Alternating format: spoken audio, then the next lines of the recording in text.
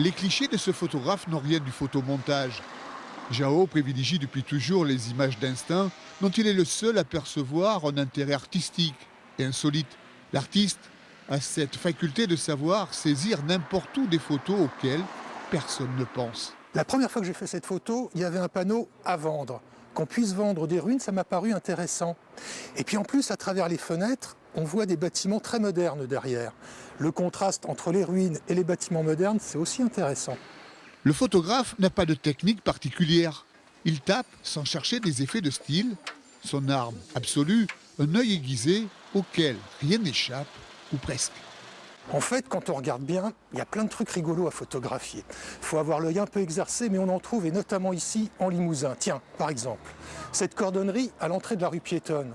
C'est important d'être bien équipé à l'entrée d'une rue piétonne.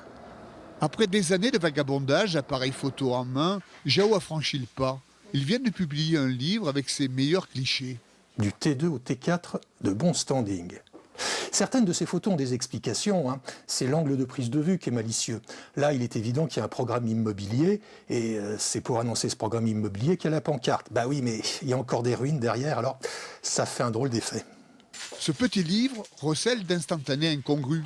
Ces photographies peuvent avoir une histoire, mais sont le plus souvent le résultat à un coup de cœur de l'artiste. Ça a commencé il y a 22 ans, cette histoire.